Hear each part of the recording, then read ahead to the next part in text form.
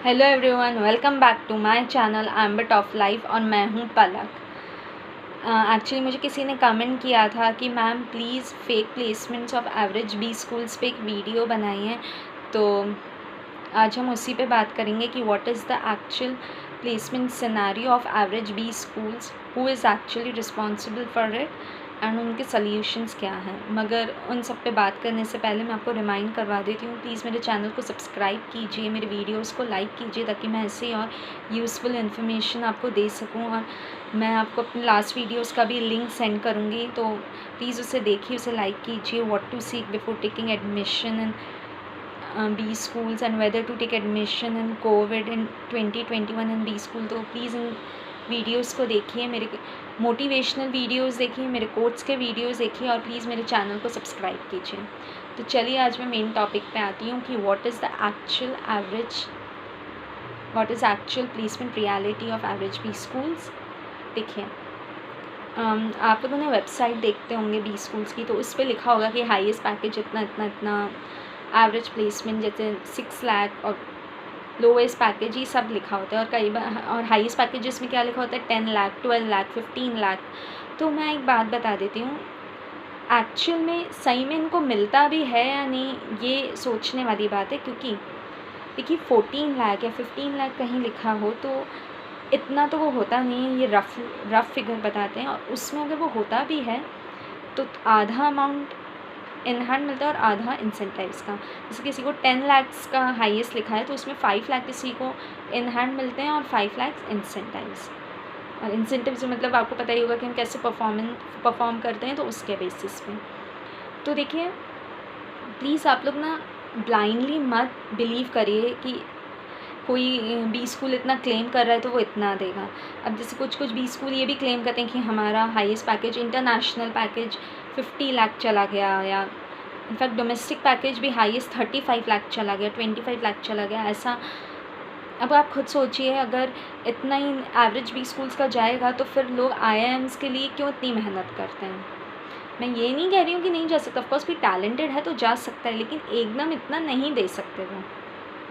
क्योंकि देखिए, कंपनीज़ को भी, बाहर की कंपनीज़ को भी बी स्कूल्स के बारे में पता होता है और उन पर एक्चुअली उनका भी ये रूल होता ही है कि जब वो एवरेज बी स्कूल से किसी बंदे या बंदी को लेंगे, मान लिया उसमें बहुत स्किल्स होंगे, टैलेंट होगा, और आईआईएम वाले बंदे में भी वो टैलेंट होगा, लेकिन वो ऑफकोर्स उसको हाई पैकेज ज़्यादा ऑफ़र करेंगे जो एक आईआईएम का होगा, और उसी प्रोफाइल में उसको कम पैकेज ऑफ़र करेंगे। इसलिए नहीं कि इसमें स्किल्स में कमी है या क्या, क्योंकि ये एक ऐसा सिनेरियो है मार्केट का।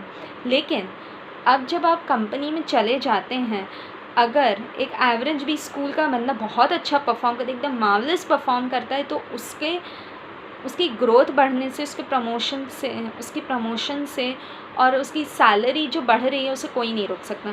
फिर वो धीरे धीरे जो आईआईएम का है उससे भी वो आगे जाएगा, अगर वो अपने स्किल्स और एबिलिटीज़ को प्रूव करेगा तो।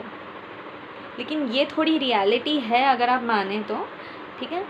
तो जहाँ तक बात हुई फेक प्लेसमेंट की, देखिए ये जो बी स्कूल्स क्लेम करते हैं कि हम अच्छी अच्छी कंपनीज़ को बुलाते हैं, अमेज़ॉन, रिलायंस या कोई भी अच्छी कंपनी को बुलाते हैं, तो उसमें क्या होता है, वो कई बार ज़्यादातर मतलब सेल्स प्रोफाइल ही ऑफ़र करता है। एचआर, फाइनेंस की कम देते हैं, इनफैक्ट एचआर की तो बहुत ही कम देते हैं। ये है ऐसा कि एचआर की ज़्यादा प्रोफाइल्स अगर आप अच्छे बी स्कूल्स जाएंगे, जैसे जेवियर भुवनेश्वर है या XLRI Jamshedpur is known for its HR program only, तो उनको, या SCM HRD है, तो वहाँ थोड़े ज़्यादा एचआर की प्रोफाइल्स आती हैं। ऐसा नहीं कि एवरेज बी स्कूल्स में नहीं आती हैं, यहाँ अगर आती भी हैं तो थोड़ी लो प्रोफाइल के लिए आती हैं एचआर में भी, और पे थोड़ा कम देते हैं, मतलब काफ़ी कम देते हैं, 20,000 जैसे पर मंथ। और इनकी कंपनीज़ जो एचआर की होती हैं उसमें भी क्या करते हैं, छोटी मोटी कंसल्टेंसीज़ ले आते हैं। लेकिन अगर हम XLRI या SCM HRD देखें तो बहुत अच्छी अच्छी MNCs इनके पास आती हैं, जैसे कोलगेट हो गई अच्छी कंपनी, या कोई भी अच्छी हो गई, या फिनेंस के लिए वहाँ अच्छी डेलॉइट जाती हैं। और यहाँ क्या आती हैं कि बहुत इतनी अच्छी कंपनीज़ कई बार नहीं आती हैं, और आती भी हैं तो जैसे मैंने बताया वो सेल्स प्रोफाइल के लिए प्रेफर करती हैं। मगर इसमें भी ऐसा है कि अगर स्टूडेंट्स अपने कैलिबर को प्रूव करें, वो अगर कोई प्लेसमेंट का बंदा आए, वो बोलें प्लेसमेंट का बंदा है और वहाँ उसके सामने कैंडिडेट बोले कि sir I am more interested in finance और HR रादर देन मार्केटिंग, और अगर वो प्रूव करे कि उसमें ऐसा क्या है कि वो HR के लिए ज़्यादा सूटेबल है बाकी के कैंडिडेट्स, और उसको मतलब आउटस्टैंडिंग परफॉर्म करे, तो कोई नहीं रोक सकता उसे। तो देखिए मैंने जैसे पहले भी बोला था, अल्टीमेटली स्टूडेंट पे भी डिपेंड करता है कि वो कैसा परफॉर्म करेगा। तो उसके लिए अपन अपनी पर्सनालिटी पर भी बहुत ध्यान देना पड़ेगा, अपने आप को पॉलिश करना पड़ेगा, अपनी स्किल्स को, अपनी एबिलिटीज़ पे भी, अपनी कैपेबिलिटीज़ पे भी ध्यान देना पड़ेगा।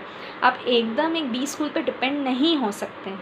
वो चलिए कंपनीज़ लेके भी आ रहा है सेल्स प्रोफाइल के लिए, लेकिन अगर आप बहुत अच्छे से परफॉर्म करते हो तो जैसे मैंने कहा, कोई नहीं आपको रोक सकता, कोई नहीं, मतलब कोई नहीं। वो प्रूव करो आप बहुत अच्छे हो, ठीक है। तो ये मेरी बात थी। तो देखिए अब अगर मैं दूसरी बात में आऊँ कि who is actually responsible for placement, तो देखिए ये तो सब कहते हैं कि ये, जैसे मैंने अभी भी कहा कि अपन कॉलेज पे एकदम डिपेंड नहीं हो सकते, और सब यही कहते हैं कि या स्टूडेंट को अपने में भी थोड़ा अप्लाई करना चाहिए अलग अलग जगह। जैसे मैं बताऊँ, देखिए इसमें ना रिस्पॉन्सिबल दोनों ही हैं, कि इंस्टीट्यूट भी स्टूडेंट्स पे, और जैसे इंस्टीट्यूट बोलता है स्टूडेंट्स को कि आपको खुद की भी अपनी नेटवर्किंग बढ़ानी चाहिए, लिंक्डइन प्रोफाइल्स बनानी चाहिए। ऑफ कोर्स लिंक्डइन प्रोफाइल तो बनाई है अगर आप एक MBA में एडमिशन ले रहे हो, ठीक है, ताकि आपकी इसमें नेटवर्किंग बने। लेकिन ये एक टेंडेंसी होती है कि अगर हम एक स्टूडेंट इतना पैसा इन्वेस्ट करके जा रहा है तो उसको लगेगा यार नहीं, फ़र्स्ट प्लेसमेंट तो हमें कॉलेज वाला ही प्रोवाइड करे, तो ये सही भी है। तो मेरी माने तो देखिए ऐसे कॉलेजेस भले आपको बोलें कि लिंक्डइन प्रोफाइल बनाइए, और मैंने जैसे बोला लिंक्डइन प्रोफाइल तो आपको बनानी ही है अच्छी नेटवर्किंग के लिए, लेकिन आप भी ये देखिए कि अगर हो सके तो प्लीज़ ऐसे ही कॉलेज में जाइए जो वाकई में एटलीस्ट कंपनीज़ तो अच्छी लेके आएँ। भले वो प्रोफाइल ऐसे बोले, भले प्रोफाइल कम भी लाए, तो एक बार कंपनीज़ तो अच्छी लेके आएँ, क्योंकि जैसे मैंने कहा कि अगर वो अच्छी कंपनीज़ लेके भी आता है तो आप अच्छे से परफॉर्म करेंगे तो आप अच्छी प्रोफाइल में जा ही सकेंगे, कोई नहीं रोक पाएगा आपको। तो ये जो कॉलेज भी अगर आप पे प्रेशर डाले कि आपको कई बार हम पूरा नहीं भी करवा पाएंगे, आपको बाहर भी देखनी पड़ेगी, तो उन सब से ना थोड़ा बच के रहिए ऐसे कॉलेजेस से। तो ऑफ कोर्स अपनी नेटवर्किंग तो बढ़ानी है, और नेटवर्किंग और भी तब काम आएगी जब आप कंपनी में पहुंच जाएं और आपको अच्छे किसी पोस्ट पे जाना है, तो दूसरी कंपनी से अगर आपकी नेटवर्किंग अच्छी होगी तो वहाँ पे भी आपको मौका मिल सकता है। तो इन सब का ये क्या है। और देखिए मैंने जैसे पहले भी बताया है कि एकदम आप जाते से किसी बी स्कूल में ना सिर्फ प्लेसमेंट मत करिए, ये एक फ्यूचर की चीज़ है। एटलीस्ट अपने प्रेजेंट को पहले देखिए, वो फ्यूचर की बात में देखिए।